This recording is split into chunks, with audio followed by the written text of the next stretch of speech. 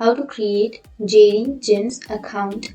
So if you want to create a JD Gym account, then first you need to open up a browser, any browser that you are comfortable with.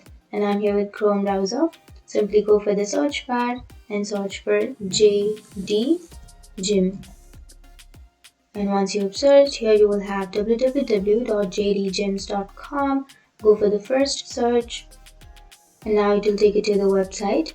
So now you can simply click on join now, and now you can choose your location. So you can simply choose any location that you're in, and then you can scroll down, and here you can choose your plan that you would like and go for join now.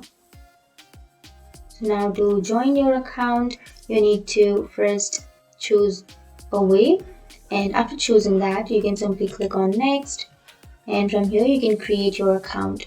So first you need to enter your email address. Once you have done that, you need to set a password. So you need to create a password, and after that again confirm your password by retyping it.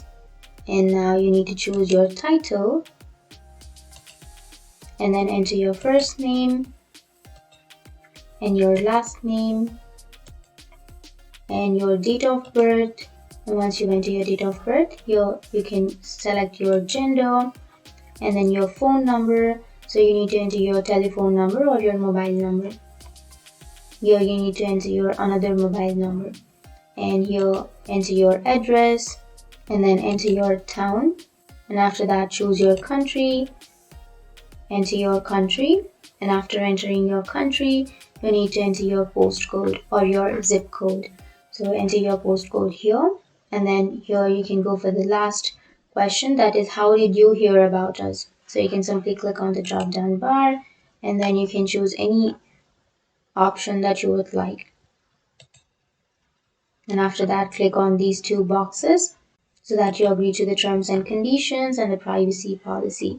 And once you've entered all of these address or all of these information, and then you can click on next so that your second step will be completed.